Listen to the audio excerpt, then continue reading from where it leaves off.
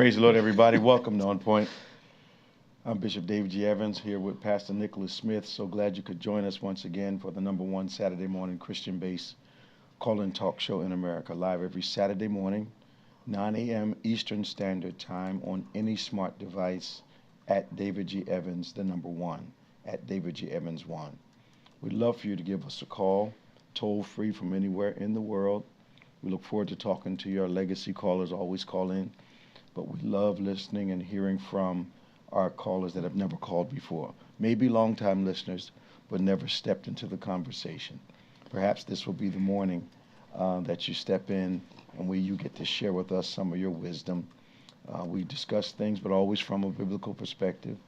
We talk about politics and sports and culture, things going on around us, events in the world, but we try to give you that kingdom perspective so you have an idea, understanding not only why things are happening, why the people that are doing these things that we may agree or disagree with, what they're all about, what our leadership is all about in this nation, especially our Christian leaders.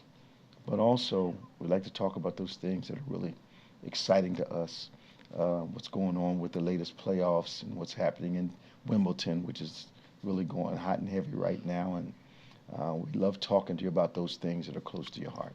So give us a call. Toll free, 866-743-8267, 866-743-8267, 866-74-EVANS. Give us a call. We need you to like us, subscribe to us, thumbs up on that platform that you're viewing us on. Subscribing costs you nothing, but it helps us a lot. We want 1,000 thumbs up today, 1,000 likes. That would help us with the algorithm. So I'm thanking you in advance for not only for subscribing to us, but giving us that thumbs up, especially those of you that know what kind of program this program is. Well, a lot going on, Pastor Nick. I have been digging into the impact of the bill and been trying to figure out a way to explain it to people, especially this whole debt ceiling thing. And the closest thing I could do on the level that we live on is understanding that if your salary was reduced, but they sent you a credit card saying, we're going to raise your credit limit, and you max that out, you'd end up in more debt, less money coming in, and you'd probably have to negatively impact some essentials in your household. We talked last Wednesday about how all of our that are head of households, that are leading households, every financial decision we make impacts a person positively or negatively in the home that we're responsible for. And people don't seem to understand. Our politicians have become detached from the fact that the decisions they're making are touching people's lives. And here's what's really crazy. If you're going to raise the debt ceiling, why take food out of people's mouths? It doesn't seem like that huge of a question to me. No. Why are you impacting people's, why reduce health care by almost $1 trillion, but raise your debt ceiling to $5 trillion?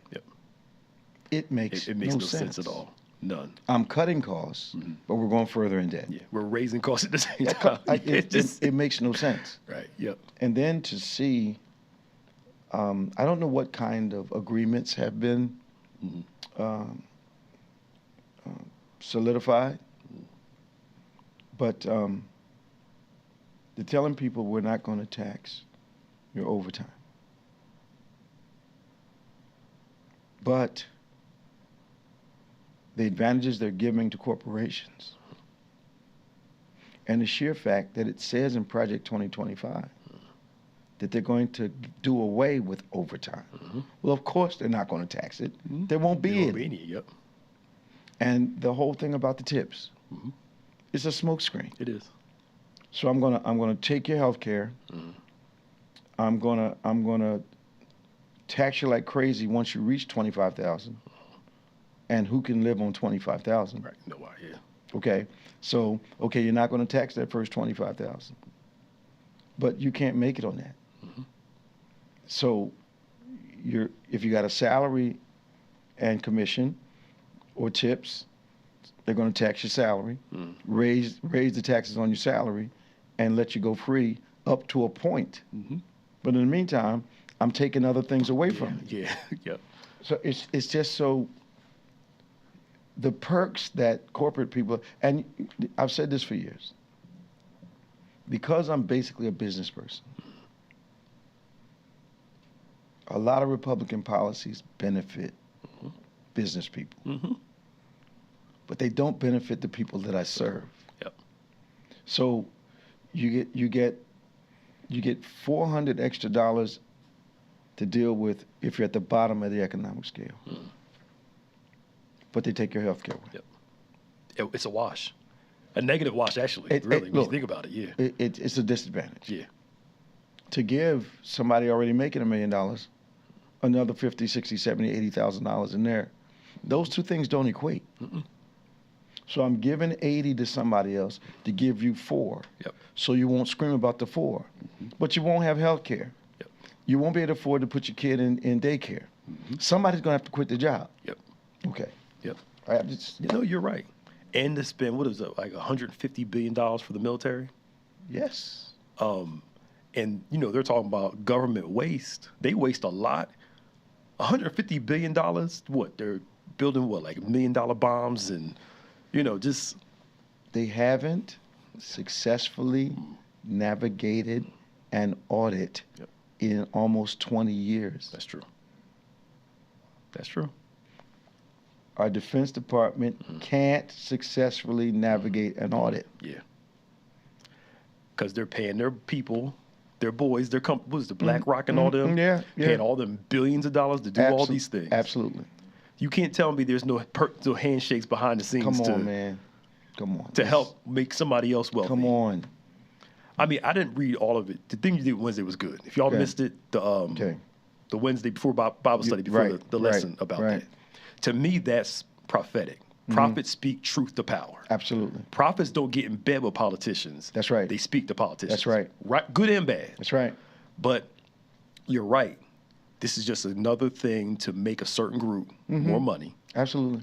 And watch this. They know the psyche of certain type of people. Like you said, if I give you an extra $400 a year, not a month, a year. That's invisible. That's invisible. To them, it'll placate their minds and say, okay, well, I got extra $400, but I'm losing $1,600.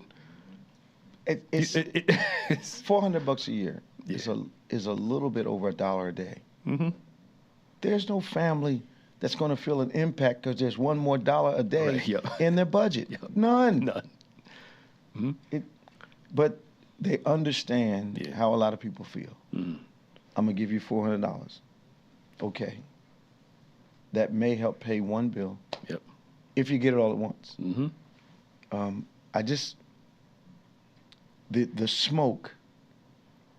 I think Brandon told me a joke the other day. She said, got a joke for you, Dad. Okay. I was trying to catch some fog, but I missed it, M-I-S-T. So I'm like, that's a dad joke. It's pretty bad. All right, but the reality is they're giving us all this smoke. And they're saying, okay, this is for you. And it's nothing. It's nothing. Now what we were told, we have to do these things for the generations to come, right? Because we don't want our future generations saddled with debt. How are you? Remember, we were told that years ago, right? Yes, they're still saying that. They're still saying that, but they're raising the debt ceiling. What they said over 10 years, maybe almost $3 trillion or $4 trillion, $5 trillion, which means our kids and grandkids on top of the ceiling now. Which is what, 3? Yeah. So you're going to $8 trillion. So then our generation that's come out will have to pay for what was done here. And all they're going to do is keep raising it to give tax breaks to people that don't really need them. And I don't like counting other people's money. But the fact of the matter is, and I said it Wednesday night, why can't we feed hungry people. Mm-hmm. Why can't we give health care to people that need it? Mm-hmm. And still, are the wealthy going to be negatively affected by that? Mm-mm. I don't know whether it's either this or that. Yeah. Okay, I don't want any social programs, but I want to help these people that obviously don't need the help. Yep. You know, and people have been throwing these figures around. You know, another jet, another yacht. You know, okay, all right, that may be extravagance. I don't spend other people's money. You spend it like you want to. Yeah. But is there nothing in this nation now that says anywhere in their brains? I'm not saying heart because I'm not sure we have them anymore. Yeah. Yeah. Anywhere in their brain, okay, as long as my family's eating, I don't care what's going on. Or if your family's suffering, I need some help to go in your direction. Right. I don't know what's so hard about that. It's not. Like, for instance, in the bill, there's I just never heard of this before, bonus depreciation. So, again, I'm not making millions of dollars, so it doesn't benefit me, right? So the people, like you brought the jets, all part of this bill is you can write off a part of your private jet funds to maintain it, do all those things. Which is extraordinarily expensive. Very expensive. But the regular people, we don't get no write-offs for maintaining our cars. Nothing. Nothing. Roof on the house. Nothing. Yep. New plumbing. Nothing. And they cut they're cutting the which is why Elon's upset. They're cutting all those for the electric cars. They're cutting all those benefits, incentives. There you go. Thank you. For all the electric stuff. Solar and all those things. They're starting to cut all those out. They're going after solar too. A lot of solar companies are going to go out of business. All because fossil fuel wants the emphasis back on gas consumption and oil consumption. Now the Arabs are not saying anything because they know they have the rest of the world in their hand. But in this country, the private interests, the lobbyists of fossil fuel companies, absolutely strong, absolutely well-heeled. You know, owner of the Cowboys, he's well into oil. You know, so the more electric that happens, the less happy he is because they want oil consumption, gas consumption, and all the other products that people don't realize come out of oil. Plastics, you name it, synthetics, all that's refined out of oil. That's true. But you're right. Why can't we do both? I'm not against you making billions of dollars. You can get a tax break. Why can't we feed people at the same time? There you go. As you said, not a good use of funds as they... Well, and biblically, the Pool of Bethesda was in town. It's where they siloed people that were disabled, cast away, pushed aside. They siloed them there. And that's what we're doing. But we're doing it like this. We're putting people in these silos and then acting like they don't exist. Why is it that, and this is another example, people die faster in nursing homes because families put them in nursing homes and ignore them. That's true. And know that they're not getting the best of care. Because they don't want to be inconvenienced by. And I worked at a nursing home, so I know what you're talking about. The ones whose family came consistently have to make sure their food was right. Have to. They lived longer, had a better quality of life. Versus those who were just left alone. Have to. That's true. I had an emergency room nurse tell me when one of my parents was in the hospital that the reason my relative was getting good care because I was there 3 times a day. First thing in the morning, in the afternoon, and because I'm clergy, last thing at night. I remember going in there doing the convocation one time at 1:30 in the morning. Stuff wasn't right. I called the medical director at home. You'd have thought there was a fire in that room. People came from everywhere. Really? He happened to be up watching TV. I called him. He said, I told him what was going on. He said, hang up the phone. I hung it up, stood in the hallway. They started running down. But that's true. It's true. You know, I'm going to go tomorrow. Yeah. No, you need to be there today. That's true. That's true, but we see... And the bill makes owners of nursing homes less responsible for the patients. That's true. That's true. They're lifting some of the laws that were put in place to make sure people were cared for. They're wiping all that stuff out of the way. And they told us they're going to come up with a better health care plan. They haven't come up with one yet. They never had one to come up with. Concept. That's what he said. Yeah. Okay. But what we're going to see... You can't go to the hospital and show them a concept. No. Okay. Not at all. I'm thought maybe I was behind times. You're right. But, I mean, we said it a few years ago during the pandemic. We would not be surprised if some years to come a recession is going to hit. They're cyclical. They happen. Yeah. They could be big. They could be small. But you can't, like you said, increase prices all the time, decrease people's ability to pay for stuff, and you don't think something's going to happen? Something's going to collide eventually. I don't know why certain people don't understand the concept of a tariff. Oh, thank you for bringing that up. It's so simple. Yeah. If it costs the manufacturer more to make stuff and to ship stuff, the manufacturer's not going to absorb that cost. The shipper's not going to absorb that cost. The person buying the product is going to absorb. It's going to pay for that. Yes. Why is that so? And you know, and countries are going to start protecting themselves. Nobody wants to do business with us so badly that they're going to pay 35% on top of what they're paying already. No. You know, Canada's already saying, okay, we're out of this game. Japan is saying, we're getting out of this game. We're not shipping any more cars over here. Yeah. Yep. They're touting. I saw it this morning. I'm glad you brought that up. You know, tariff revenue is bringing in billions of revenue. They're lying. Oh, but they're not talking about who's paying for these. We got to pay for it. We're paying for the revenue. It's like it's.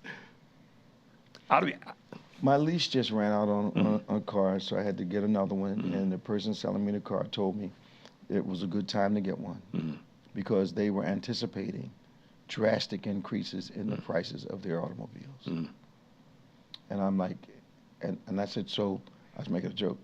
I said, so the dealer's not paying for this? She started laughing. No, they got to raise the price of the cars. Yeah. And watch what happens.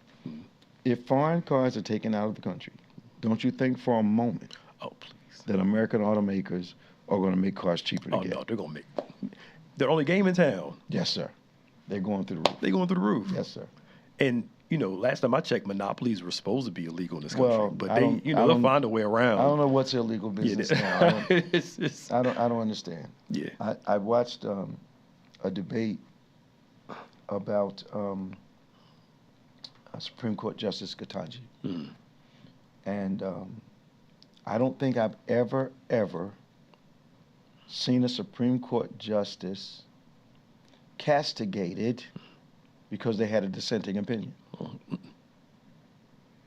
I heard a guy say this morning that they just put her in her place by, and the commentator was like, do what? You don't put her in her place. Yep. Would he say that about anybody else? Nope. Okay. Nope. It's all about power and control. What place does she need to be put in? Yeah. It's all about power and control. Let's keep you down here. But it goes, you're right. Know your place. Know your role in society. That's what it screams of. Yeah, that's what screams of. Yeah. That's racist. Yeah. You know, we don't throw that word out too easily around here, but no. That's clearly 80 years ago language. Yeah. Yeah. And coming from an individual that would say that, and like, you know, somebody need to put her in her place.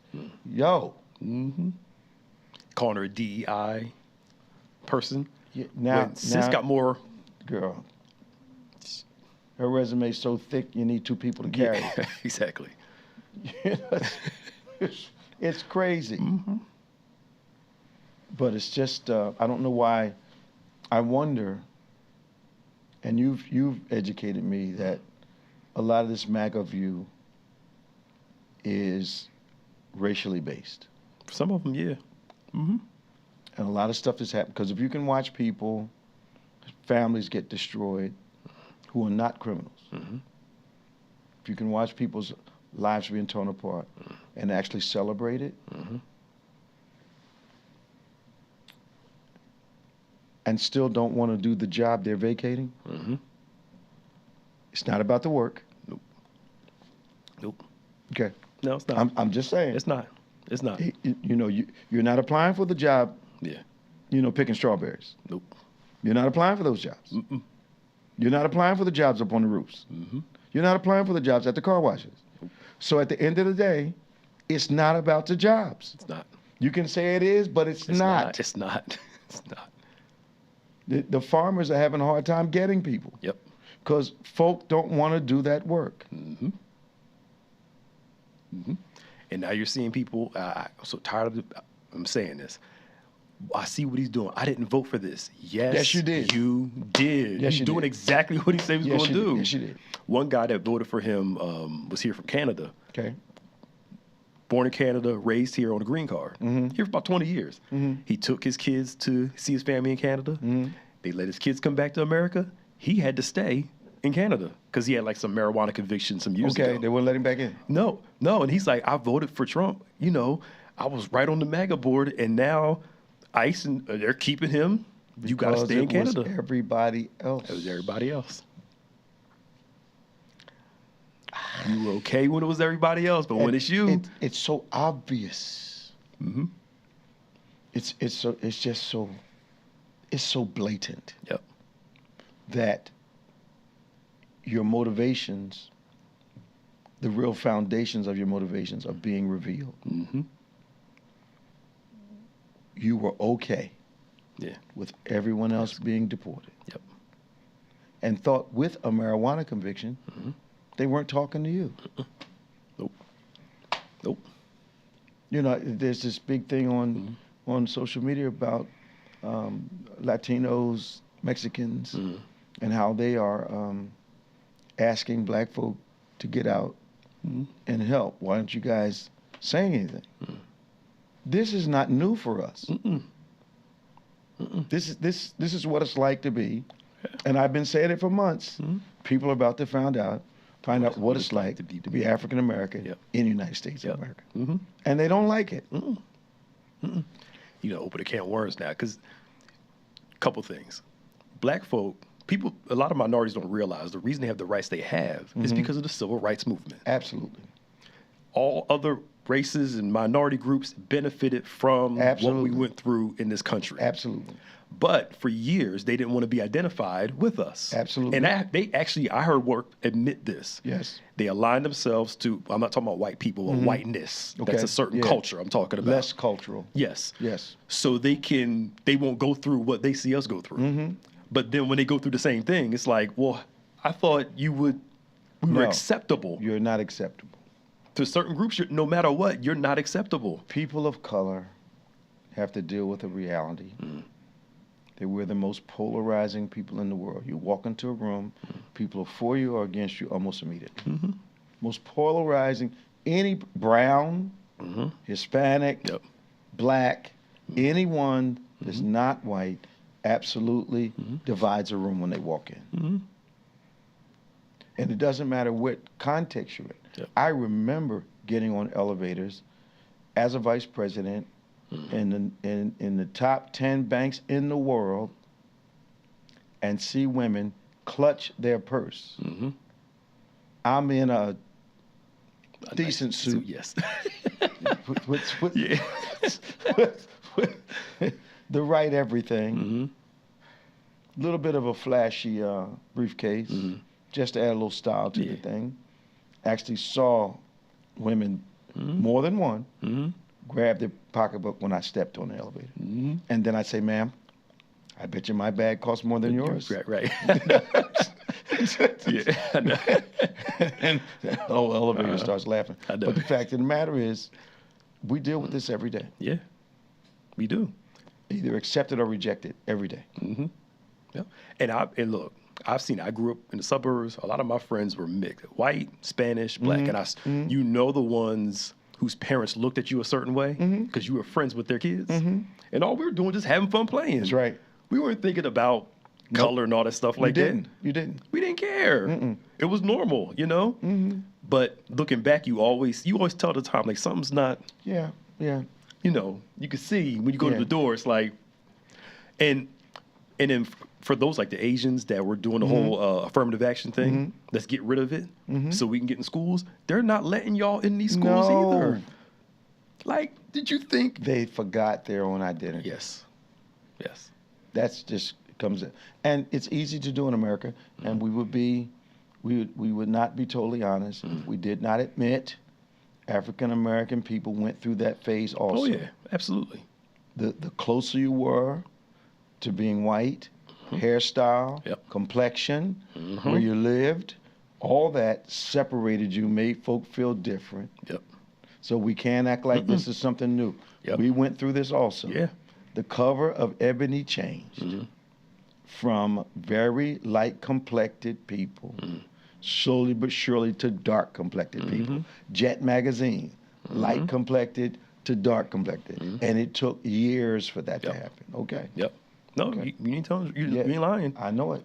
And our kids are learning. Again, now, some people sold their kids a bill of goods. Oh, you're just like everybody else. No, you're not. You still have to work 10 times harder. Yeah, you're not. 10 times more efficient. Just to make the grade of something. And this generation's having a rude awakening. I'm like, well, I thought if I did like everybody else did, it's if you go to a resort, 90% of the time, lighter complected people are on the desk, darker complected people are picking up the luggage. There's no way to get around. That's true. So just can't get around. So society is color struck, just like African Americans were color struck at one time. I had a cousin would not date a woman. Now he brown skinned. He wouldn't date a woman that was less than very light. Really? Okay. There's a lot like that, even within our own selves. I had an uncle. They had to be what he called red bones. That was it. Anything dark. Now he was dark. Mama blacker than night. My mother dark. All his favorites. But when it came to his girlfriends, had to be No. Color struck. Our need for acceptance absolutely caused us to adjust too much. He felt better about his blackness because the woman he was with was lighter complected. That's true. And it's just the same thing. Asians, Hispanics, Cubans, lighter the better, the more I feel accepted. This is a more accepted color. And among black people, lighter skinned African Americans are more easily accepted in corporate environments than darker. I mean, it's true. I've been there, done that. Okay. What was a paper bag test back in the day? That's right. That's what it was. That bag test wasn't really that good. I know, right? Shoot, I know a whole lot of black folks. Complexion of paper bag. 866-743-8267. 866-743-8267. This is On Point, the number one Saturday morning Christian-based call-in talk show in America. Live every Saturday morning from 9 a.m. to 10 a.m. Any smart device at David G. Evans, the number one. Come on and like us, subscribe to us, talk to us. 866-743-8267, 866-743-8267, 866-744 Evans. Give us a call. We love talking to you. We got Robin from Bear, Delaware, Alicia from Fresno, California. There are a few lines still open. We're going to get to our phones in just a moment. Now, help me understand something. If the jobs report is critical,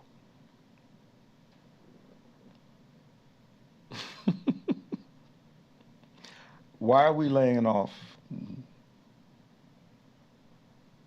people like there's a sale on unemployment or something? Thousands of people. And then try to give us a jobs report that says employment's going up when the government is releasing thousands of people a day. How are you going to fire 1,300 folk from the State Department? Along with everybody else that you shut down. And they'll wonder why some of these departments can't do their jobs They don't have the people to do them. Yeah, It's like, who's driving the bus? Like, come on, y'all. It's like common sense, man. So I got to ask you something, and then we'll go to the phone. All right, if the Epstein list doesn't exist, why did he go to jail? I just need somebody to help me with this. Why is Sister Maxwell in jail if it doesn't exist? Thank you. Why was he in jail? So it doesn't exist, but he's in jail, she's in jail, but nobody else was there except those two. Yes, just them. Now, mind you, we got video. Folk at the parties and stuff that claim not to know people, but we got video. Yep. So I guess we're back to, are you going to believe your lying eyes? That's You're going to believe what I'm telling you? Right. Yeah. Did you see our president's response when he was asked? They asked him about it. He said, why are we still talking about it? Yeah, got upset. And now some of his people are like, no, President, you should be the one rooting out these pedophiles. And MAGA seems to be upset about it. They are upset about it. According to him, I thought they would go along with anything. They are upset about this. I'm like, so taking away your health care, you ain't mad about that? Getting ready to tax you out of existence, you're not mad about that? It take us to get all the way down to this. Because you didn't see the list. Maybe my brain's not working right. No. It somehow, there's some infight going on with the FBI director and the DOJ. They're having some kind of scuffle. Well, how can one person have the list on the desk and the FBI say it doesn't exist? At least coordinate your lie. Yeah, thank you. I'm sorry. I know. I'm sorry. We got Robin from Bear. We're going to go to Robin on line 1. Good morning, Robin.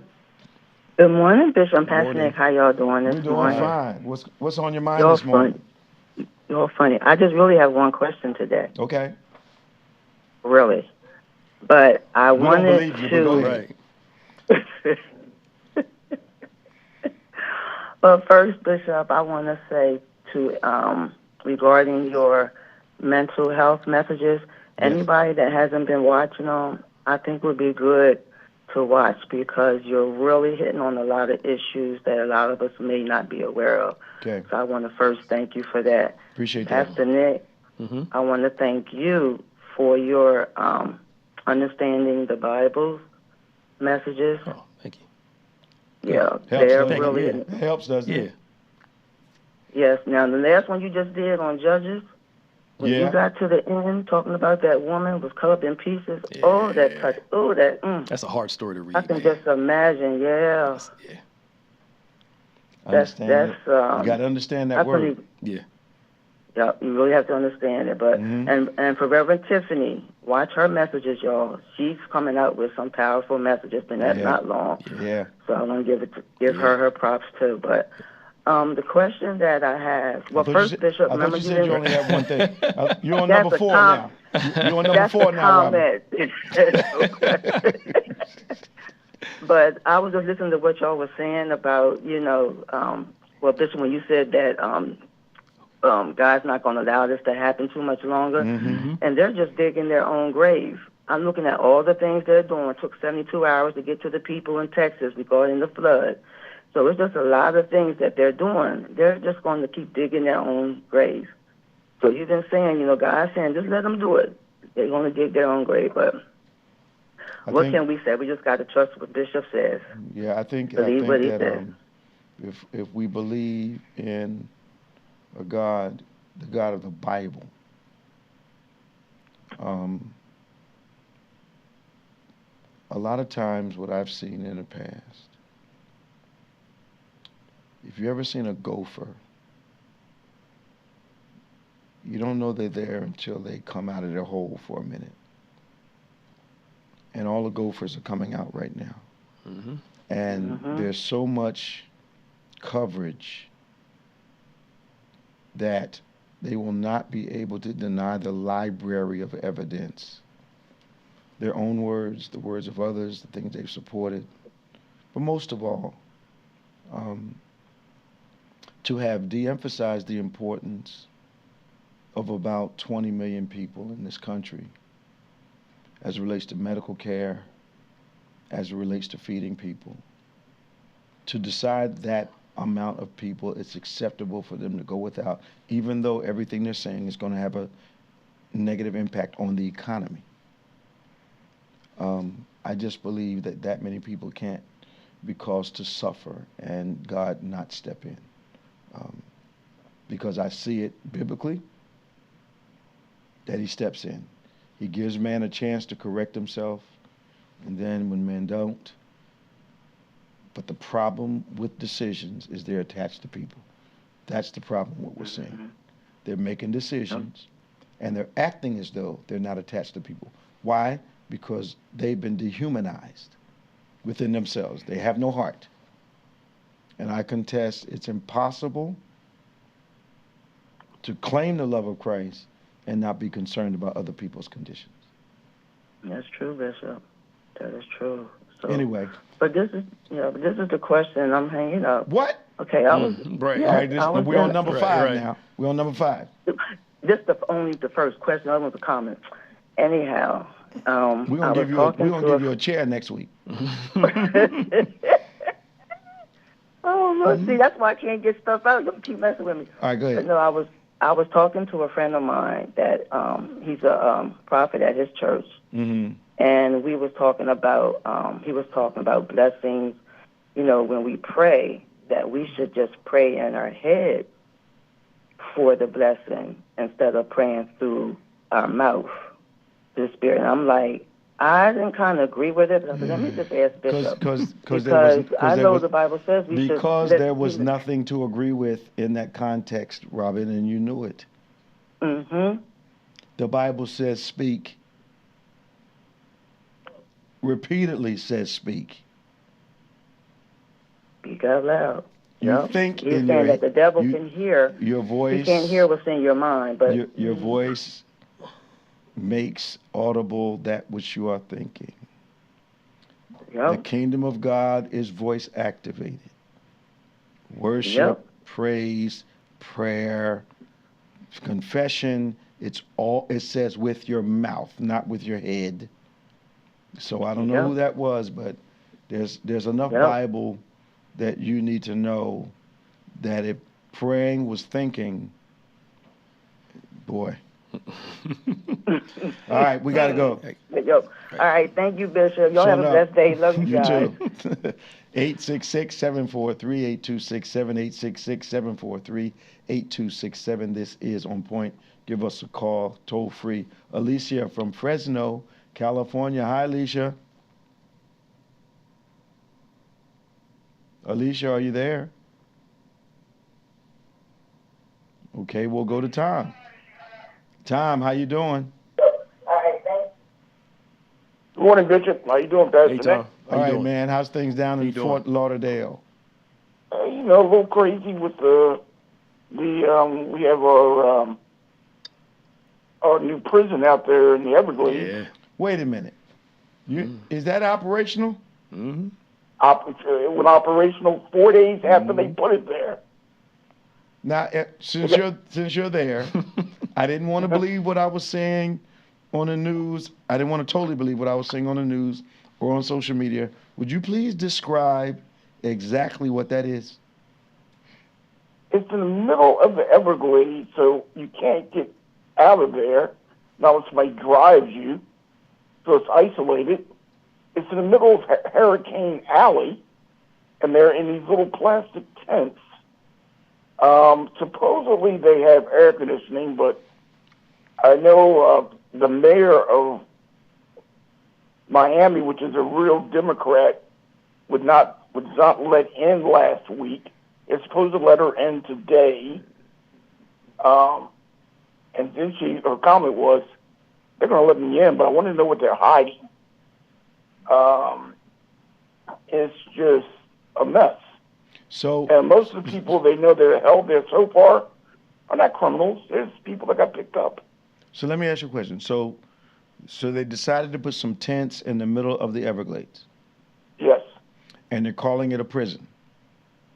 Yes, and because there are alligators in the Everglades, they're calling it the alligator place. Yes. All right, so since the president couldn't turn Alcatraz into what he wanted, which is sitting Oh, in you the know he middle. came too. All right, which is sitting in the middle of San Francisco Bay, I believe. Yeah. So your governor decided that he's going to make his own Alcatraz? With state money, which people are now asking why did he do it with state money?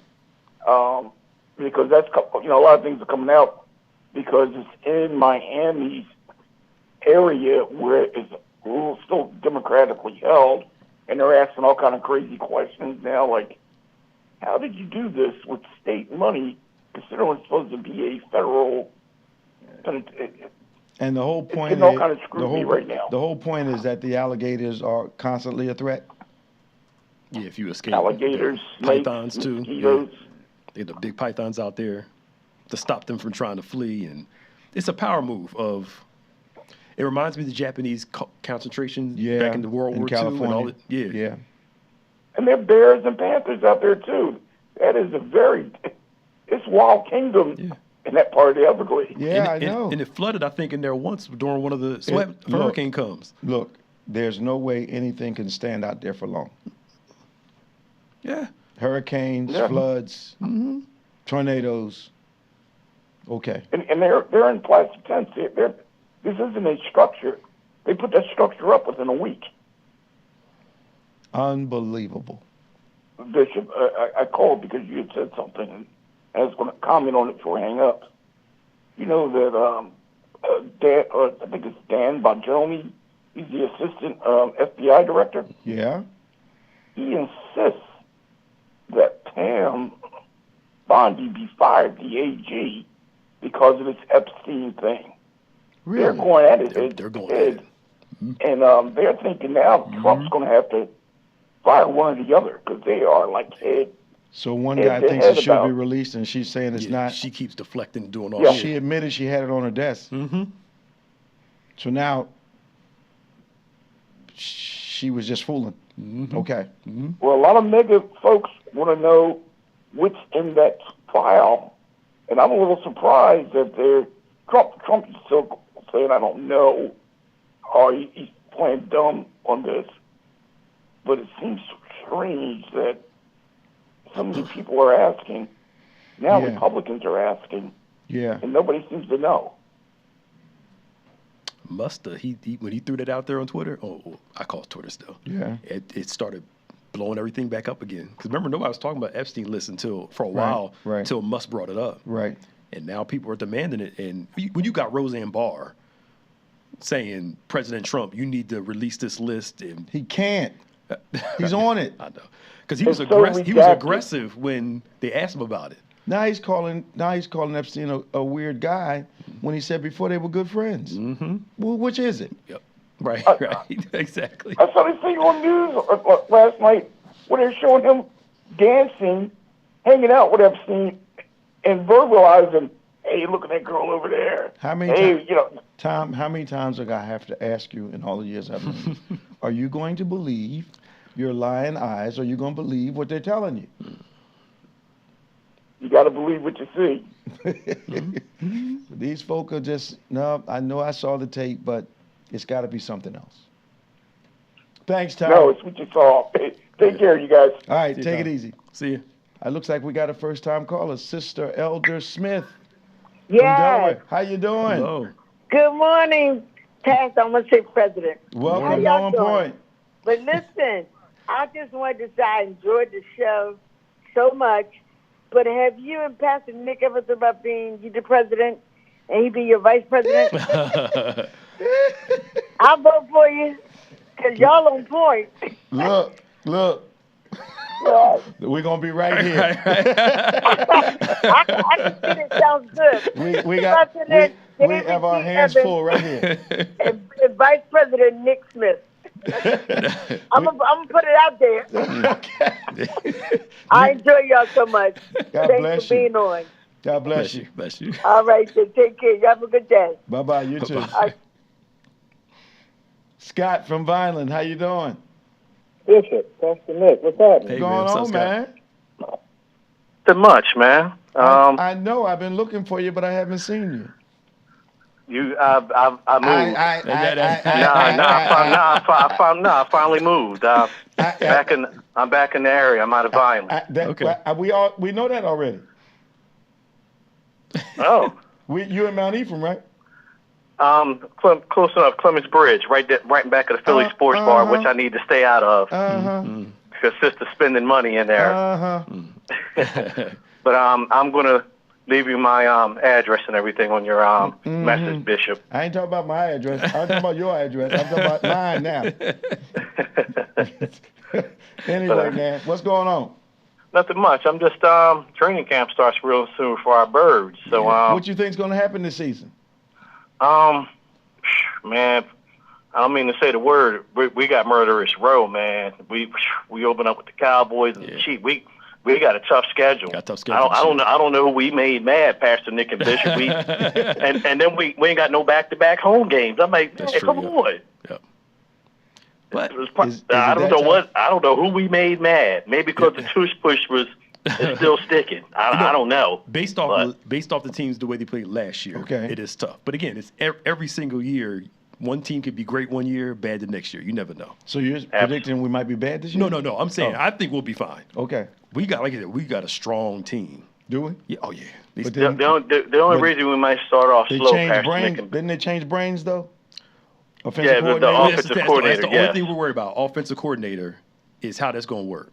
Yeah. But Jalen, I feel bad for Jalen because this is his third or fourth. No, it's like his 10th.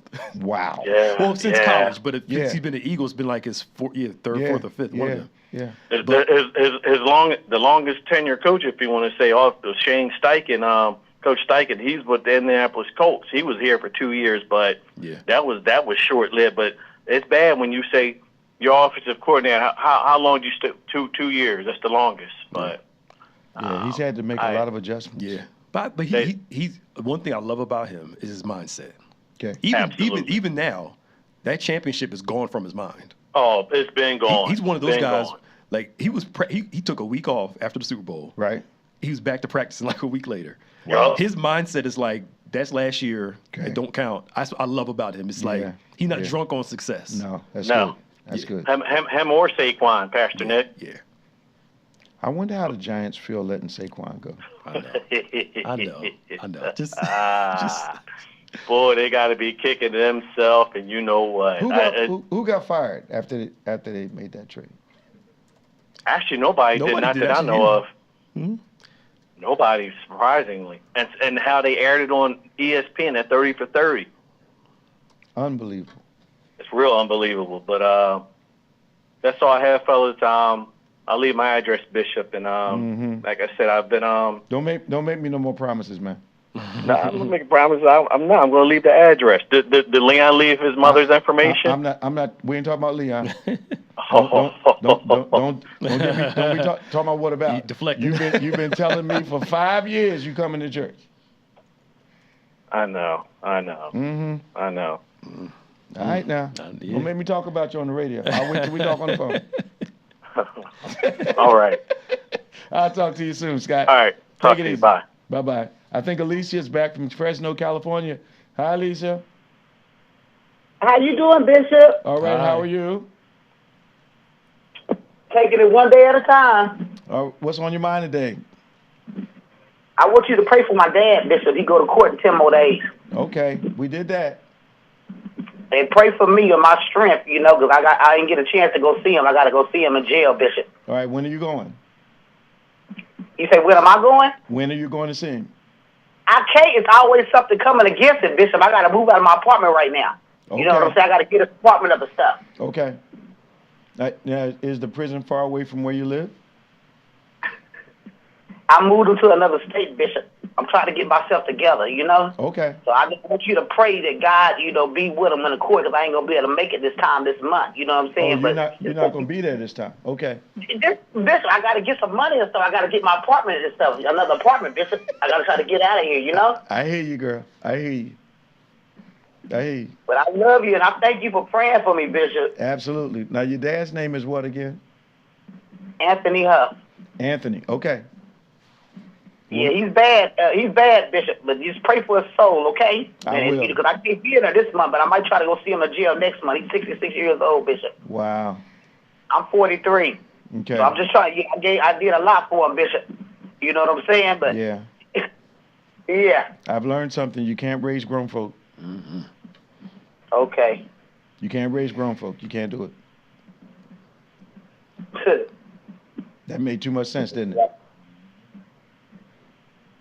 I did a lot for him, Bishop, for him to be back in there. I understand. You stay strong now. I hope your move goes well. Thank you. I love you, Bishop. Love and thank you you for praying for me. Pray Absolutely. for God to be with me, too, and we have a better relationship with God. Because I got to clean the church today, Bishop. Absolutely. All right. Do a good job. God bless you. Thank you. All right. See you now. Okay. Sharon from Dallas. How you doing? Good morning. How are you? I'm fine. How are you? Feel like we talked in a long time. We haven't. But this is, I wanted to put this on you all's plate. And I know we don't have much. I always call them close in. But listen to this. Okay, the sirens and everything down there in Texas, President Obama and President Joe Biden had offered to send everything to them, and they refused. Why? Did you hear that? They refused because they were Democrats. Okay, they did. What about the people? I'm just sharing with you what the news came out and was saying. And second, the only reason why I think that this president went to the flood-infected area was because you heard about what Jasmine Crockett was doing, the little low IQ person was doing down there in Texas. What did she do? Okay, she sent $3 million to the flood-infected area, and she sent 5 truckloads of food down there to them with her name on the truck. Wow. Low IQ, huh? Right. Thank you. Yep. Yeah. Yeah. Now that's where you get them, when you quietly do what you do. That sister is smart. Of course she is. Yeah. Huh? Of course she is. Mm-hmm. Yeah, she's smart. Yeah. And so, but I didn't know they had refused the aid. Mm-hmm. Yes, they did. They refused the whole weather system thing that would help alert the flood. Yeah.